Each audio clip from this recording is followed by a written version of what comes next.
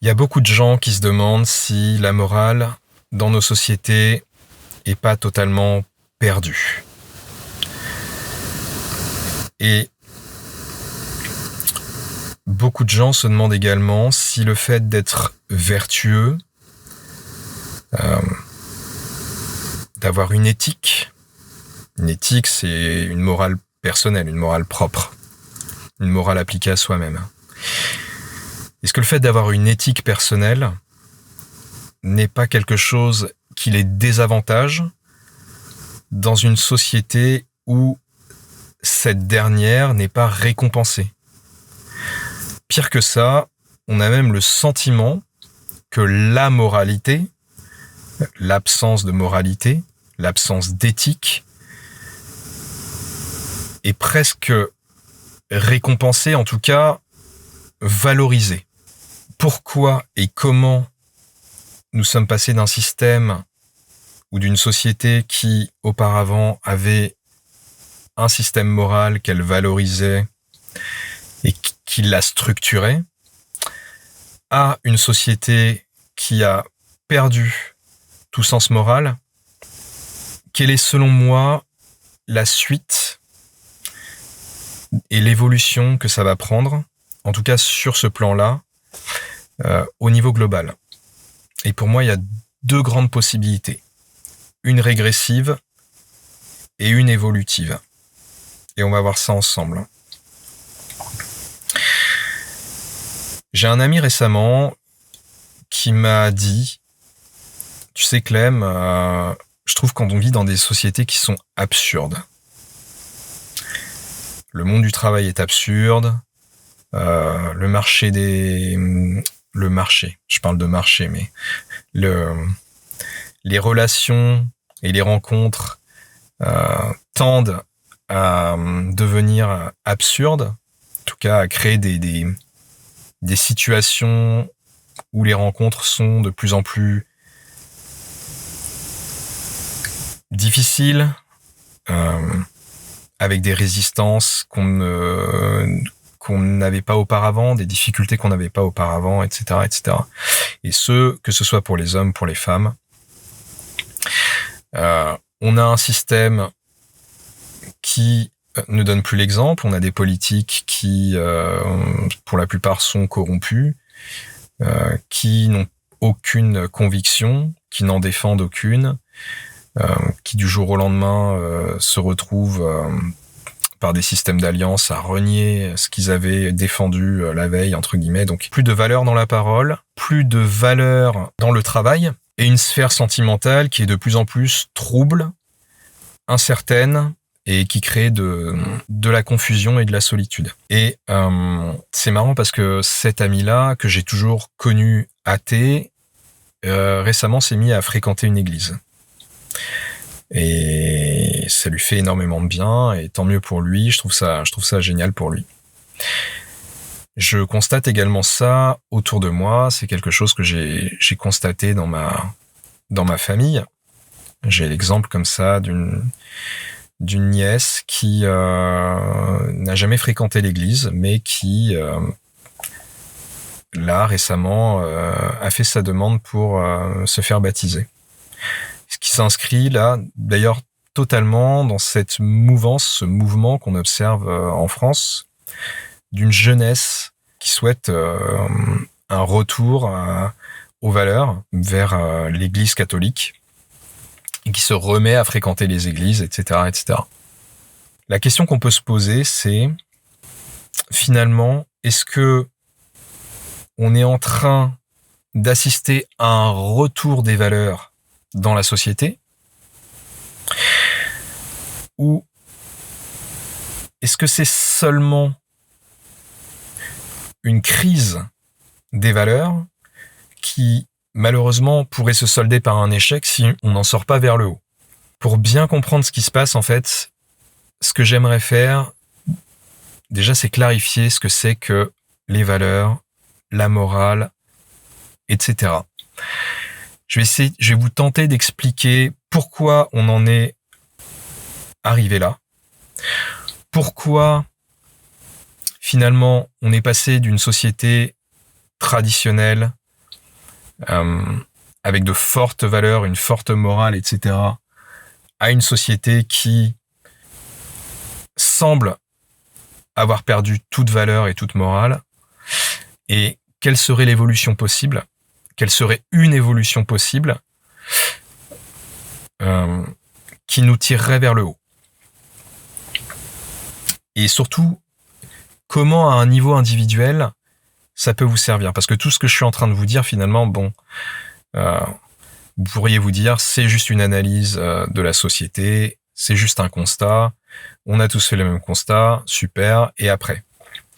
Et bien après, vous allez voir que une fois que vous avez distingué ce que c'est réellement une morale intégrative et pas une morale dogmatique, vous allez comprendre pourquoi on en est dans cette situation-là à l'heure actuelle et comment vous, à votre niveau, au lieu de déplorer le fait que vous ayez une éthique et une morale, vous devriez vous en réjouir, mais, parce qu'il y a un petit mais, peut-être qu'il y a quelques petites corrections ou quelques petits ajustements qui pourraient vous servir. En fait, le problème que j'observe autour de moi, c'est que la plupart des gens ont besoin de donner du sens à leurs actions et à leur vie. Ça n'a pas de sens de mener une vie où il n'y a pas de valeur, où il n'y a pas de hiérarchie, où il n'y a pas de morale, entre guillemets, mais je vais me définir la morale selon 3 grandes tendances. Et vous allez voir que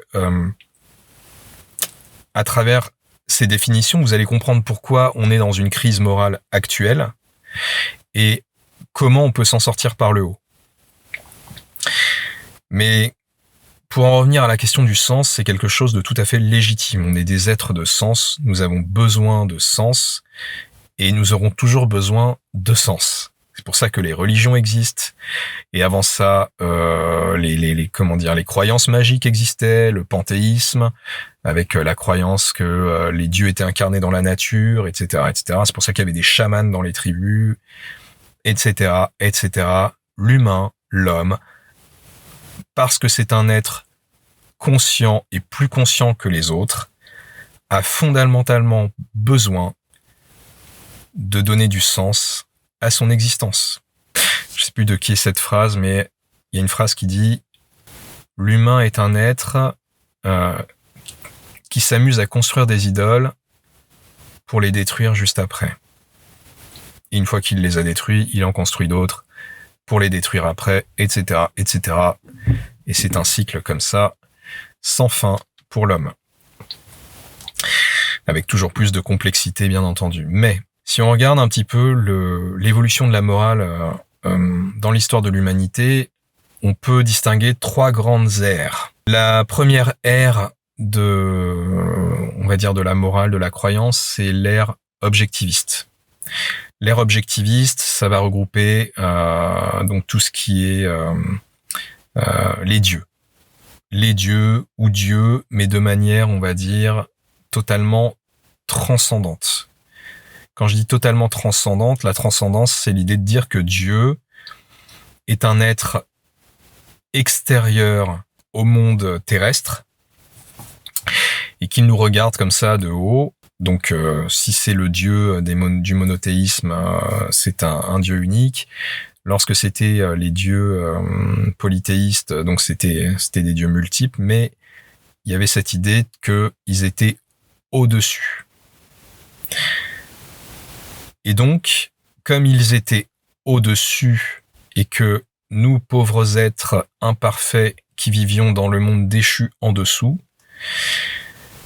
nous ne pouvions atteindre la perfection qui était celle du Dieu transcendant. Ce qui à un endroit fait totalement sens. Ce faisant, les hommes ont eu besoin de penser le monde en absolu. Et donc, l'idée c'est de dire, il y a des règles absolues, il y a des lois absolues. C'est de là que viennent les 10 commandements, c'est de là que viennent la plupart des textes sacrés. Donc cette idée d'absolu fait que les règles sont fixes, qu'elles ont un côté un peu rigide, mais qu'en tout cas elles sont inscrites dans la loi elles ne peuvent pas être saccagées. Elles ne peuvent pas être bafouées, sous peine d'offenser, on va dire, le divin, le Dieu. Et donc de se retrouver en marge de la société, etc. Ça, c'est l'approche objectiviste de la morale. C'est-à-dire que la morale est verticale, elle est descendante, elle descend du Dieu parfait, et elle doit, comme ça, arriver sur les hommes, et les hommes doivent l'appliquer à la lettre. C'est pour ça qu'elle est inscrite dans la loi. Et donc cette pensée-là, elle est pratique pour des sociétés archaïques où les hommes ne sont pas forcément éclairés. Ça permet une forme de cohésion sociale, ça permet une forme d'harmonie et de paix dans les sociétés. Et plus les sociétés, en plus, passent, on va dire, des sociétés tribales à des civilisations, plus elles ont besoin de dieux forts. Parce que un chaman pour une civilisation, non, ça va pas. Un chaman pour une tribu, oui. Pour une civilisation, on a besoin de dieux forts avec des temples.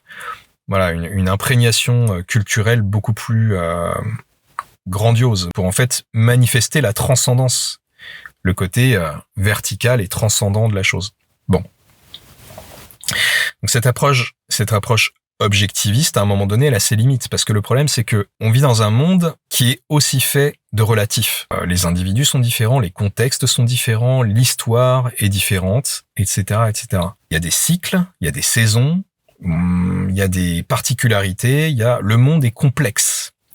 Et le problème d'une approche objectiviste, c'est qu'elle a du mal à appréhender un monde de plus en plus complexe.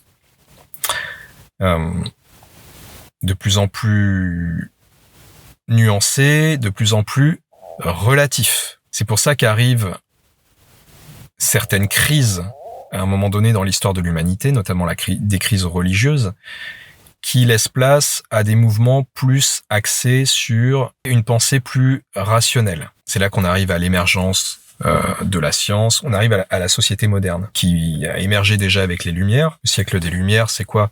Sinon le fait de remettre l'étude de l'homme au centre de la pensée, et non plus l'étude des textes sacrés au centre de la pensée. Et donc évidemment, à un moment donné, on se rend compte que l'approche relativiste, comme elle permet de faire des découvertes qui expliquent ce que l'approche objectiviste ne pouvait pas expliquer, c'est une ouverture qui permet de considérer que d'autres opinions sont envisageables, et donc n'importe quelle opinion peut remplacer la précédente, et n'importe quel système de valeurs peut remplacer le précédent, si il y a une forme s'il a une forme de légitimité, de cohérence.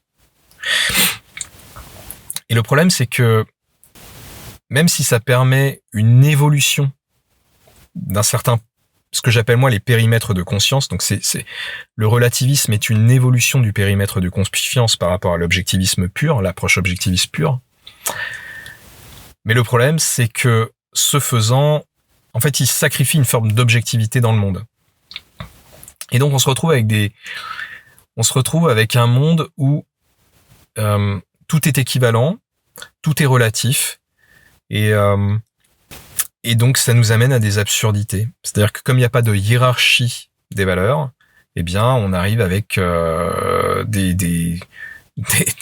des choses qui nous paraissent absurdes, des événements qui nous paraissent absurdes, des hiérarchies qui nous paraissent totalement grotesques. Et face à ça, du coup, comme les gens, la plupart des individus ont besoin de hiérarchie, ont besoin de sens, ils se tournent vers la religion.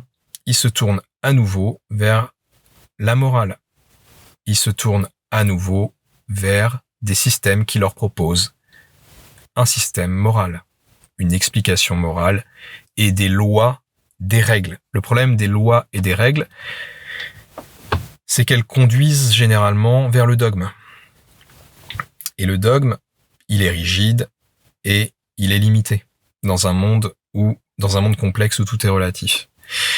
Et donc ce que je vois moi comme un retour au religieux, ce retour au religieux, il est tout à fait légitime. Je le critique pas. C'est mieux de, comment dire, c'est légitime de vouloir une morale, c'est légitime de vouloir retrouver un système de valeurs. Mais c'est oublier qu'il y a peut-être une approche un peu plus intelligente. Je m'explique. On a l'impression maintenant que, en passant de la société objectiviste à la société relativiste, on est passé d'un système où il y avait de l'ordre à un système régi par le chaos. Et le chaos étant extrêmement angoissant, le chaos étant peu propice au développement, enfin ça dépend dans une certaine mesure, mais c'est un autre débat, eh bien, on assiste à un retour vers un ordre moral, en fait, qui est juste une volonté, une demande d'un retour à l'ordre, un besoin, c'est l'expression d'un besoin d'ordre. Et justement, un besoin de réduire le chaos. Il y a un concept qui est très intéressant en thermodynamique, qui est le concept d'entropie et de négantropie. L'entropie, entre guillemets, c'est, on va dire, le niveau de dissipation, de dispersion ou de désordre, de chaos d'un système. Et la négantropie, c'est donc tout l'inverse, c'est on va dire c'est l'ordonnance et la cohérence des éléments à l'intérieur d'un système. Et au lieu de se dire je vais passer d'un monde relativiste à un monde à un système de valeurs plus objectiviste, avec un Dieu transcendant, avec juste ce système, on va dire, vertical de loi et de morale, on pourrait plutôt se dire que on pourrait penser le monde en termes d'entropie et de négantropie. Qu'est-ce qui dans ma vie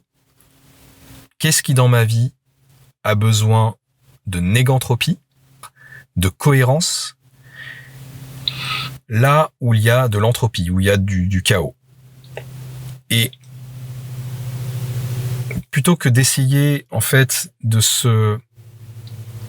revenir vers un système qui était rigide, et qui était d'ailleurs rigide pour l'ensemble de la société, mais qui aussi peut être rigide pour l'individu, parce que les lois, c'est bien.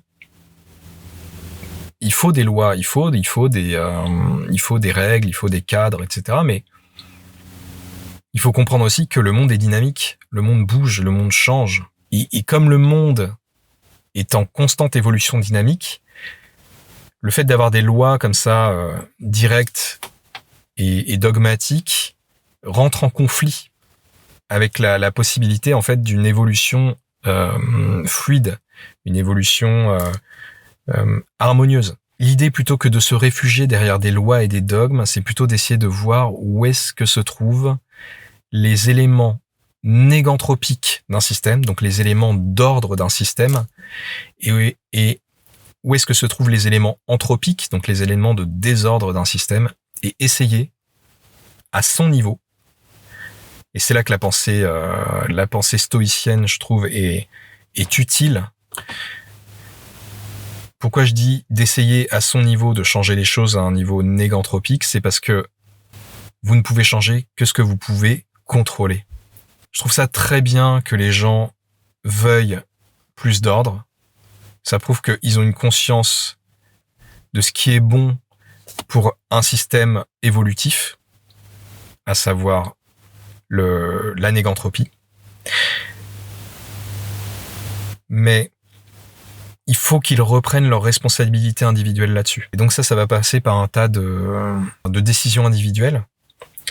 Mais pour reboucler, on va dire, avec la question du départ, de se dire est-ce que la morale est foutue dans notre monde ? Est-ce que finalement je me dois d'être un être vertueux et moral, là où j'ai l'impression que la plupart des individus sont des êtres, en tout cas beaucoup d'individus sans scrupules, ont l'air d'être récompensés, ont l'air d'être valorisés, etc. Je pense que vous surestimez énormément le niveau de bonheur de ces gens et vous sous-estimez énormément leur niveau de souffrance. Parce que ces gens-là sont justement dans un relativisme qui les rend malheureux. Ils n'ont pas le choix. Ils peuvent pas appliquer les règles, on va dire, religieuses parce que, ils y croient pas. Ils voient bien que ça fonctionne pas dans le monde dans lequel ils vivent, elles ne leur permettent pas elles ne leur permettent pas d'accéder au statut, à la place qu'ils aimeraient avoir dans la société. Ils ne trouvent pas ça fonctionnel et donc, du coup, ils sont livrés à un relativisme chaotique qui les perd, en fait. Et croyez-moi que eux, comme vous, ont besoin de sens. Et tous les individus ont besoin de sens. Mais eux, du coup, ils vont rationaliser. Mais ça leur donne pas une ligne directrice. Ça ne leur donne pas un chemin d'évolution. Ça ne leur donne pas un caractère objectif, à la fois transcendant et immanent, qui leur permet à la fois d'avoir une éthique, une direction, une structure, et d'être, souple, dynamique, adaptable au monde tel qu'il est, au monde justement à la réalité qui, elle, est dynamique. Eux ne sont que dans la dynamique, ils sont que dans la souplesse, etc., mais sans colonne vertébrale. Et ça leur pose un problème, croyez-moi. Donc à tous ceux qui se demandaient si finalement la morale était morte, disparue, et si